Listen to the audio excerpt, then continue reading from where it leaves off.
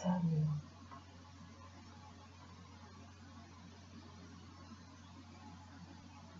How can I tell you to wipe your tears when I haven't wiped mine?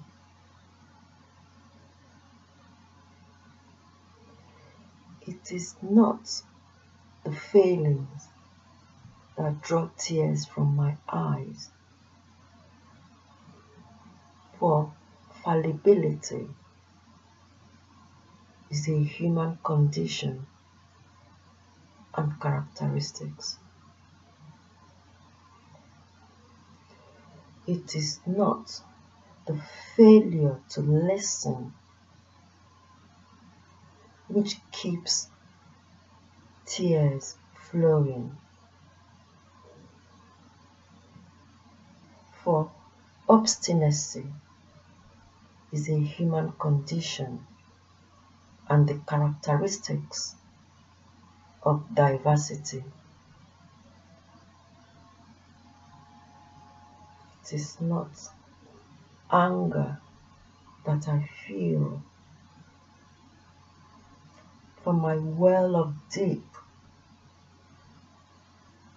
is flowing out reflections.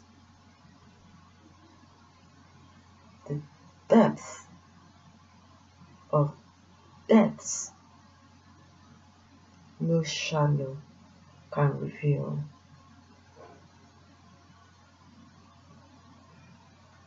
Everything was so perfectly aligned and allied for the most devastating catastrophe. The weather, the time, the wind, midnight, and other factors. Like a natural disaster that was unnatural, like a forest fire that was in a city, like a shipwreck happening in a block.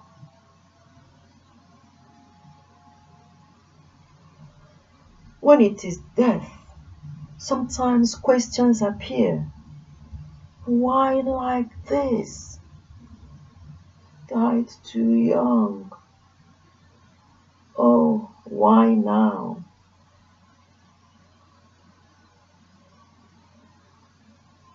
Who has the answers? No one knows the answers. No answers, no. Except that tears keep flowing. At first, I cried for the dead, their dreams and hopes and aspirations. Then I cried for the living, for the tears shed for the dead. In every tragedy, it is ourselves we cry for, even when we cry for the dead and for the living. The dead do not need our tears. It is us who need healing. It is us who need tears. The healing water which empties into the ocean of grief to resurrect and to water, to moisten and to make fertile the heaving soil, to germinate seeds of hopes, dreams and aspirations which the dead have become. The manure which sprouts spring when the first rain falls. The dead do not know they are dead. It's a consolation, like that deep sleep when consciousness is lost and all become nothing until consciousness returns. It is the living who know they are dead and cry for own selves and feel for the dead what the dead does not feel. The dead are sleeping seeds. They are spreading scents. They are evaporating into you and I and the space around. The dead have become the air we breathe, the words we disperse. They have expanded into the expanse nothingness. They have become the seeds which will germinate when the first rain falls. Is this a consolation? A consolation for the dead or for the living? You see, beloved one, death is part of the story on earth. The story earth tells about life, life about death. Life is about death. Death is the destination of life.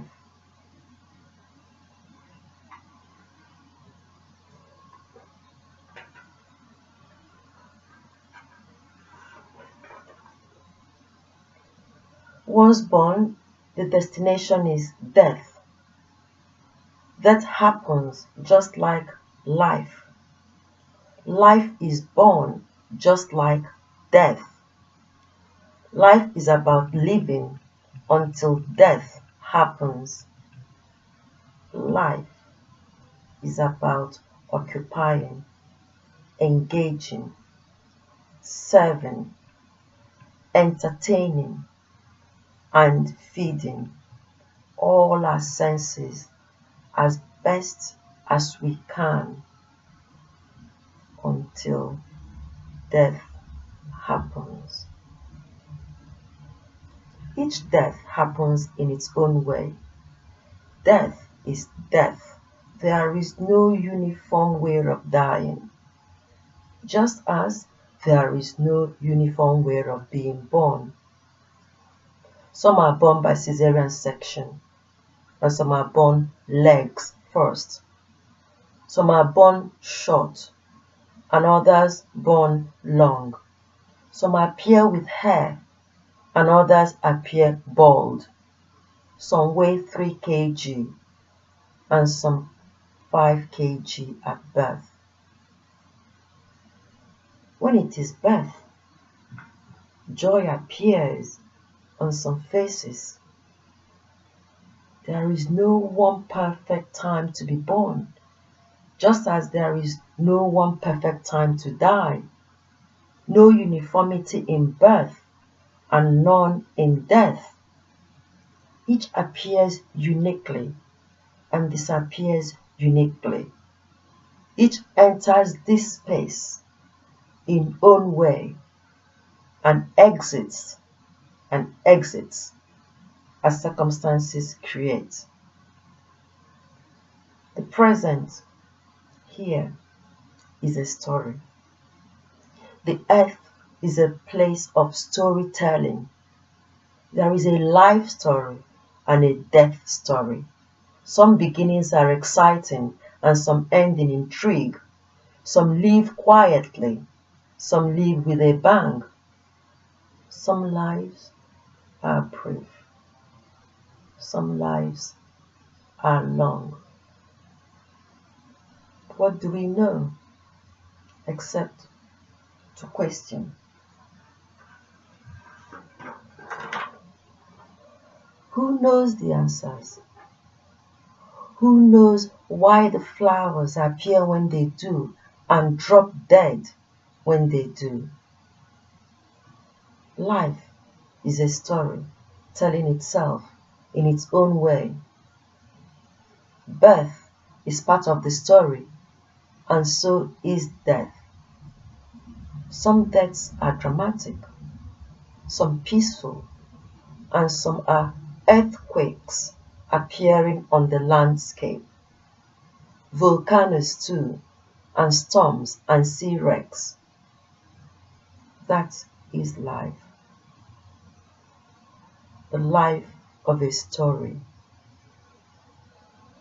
The life that is a story. I am listening to the sound when there is no sound, except the sound of this. The thought that when entries are made into this space, many do not ask questions about the appropriateness of the entries. But when exits are made, many questions become born and appear to be asked. I write not to give hope. I have no hope to give. I write not to give comfort, for I have no comfort to give. I only write to exhibit the me unseen and reveal the conversation I have been having with myself and the stream of tears which have become tributaries, the rivers of trails warming their way through. So how can I tell you? How can I tell you to wipe your tears when I haven't wiped mine? How can I tell you that all will be well when what was can never be is?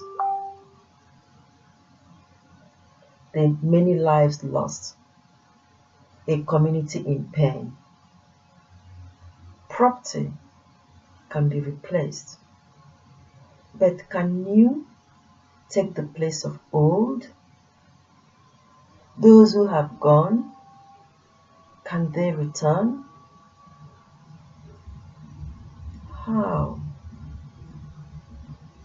How can I tell you? How can I tell you to wipe your tears when I haven't wiped mine? An invitation to write. The question appears to be written. What is the purpose of this writing? Why write at all? To give hope? To console and to comfort? To be on record as being a part of the many? To tell people what they already know? To make the difference only words make? To express thoughts and add a voice? To answer the call and support a beloved one? To tell you to wipe your tears when I haven't wiped mine? To tell you that those who have gone have become the formless, writing the form you see. In life, life is contained in the form of forms. Outside that container, the form is formless, spanning endless. Look at that form, expanding. into formless. What is it that is written in that distance? Some lives are long, some lives are brief. The lives appeared in form, the containers of life. Outside the form, the formless expands, made in different forms. Many become one book, and the book of forms has become the formless unseen.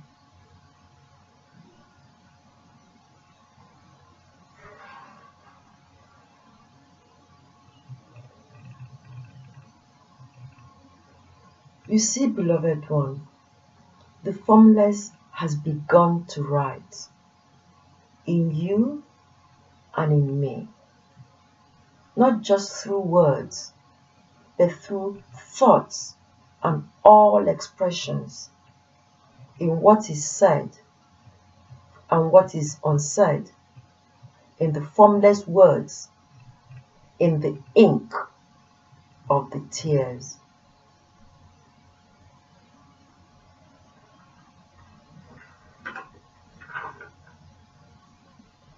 So,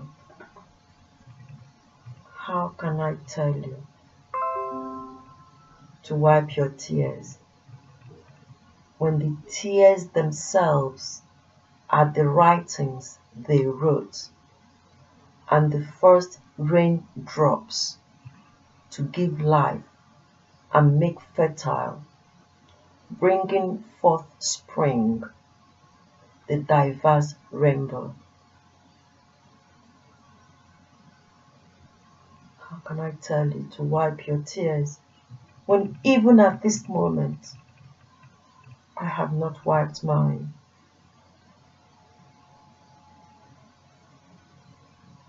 Why wipe your tears when tears are determined to flow? Why stop your questions when questions are still determined to be heard? Why did it happen? How? How? How? How? Remember, beloved one, it is not anger that I feel. My well of deep is flowing out reflections. Everything was so perfectly aligned and allied for the most devastating catastrophe. The weather, the time, midnight, and other factors. Like a natural disaster that was unnatural. Like a forest fire that was in a city. Like a shipwreck happening in a block, leaving tears flowing in its wake. So, how can I tell you? How can I tell you to wipe your tears when I haven't yet wiped mine?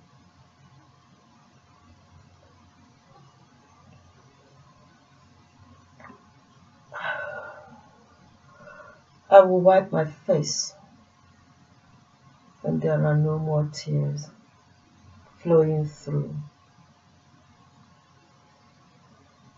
Love to you always. Love to all, always.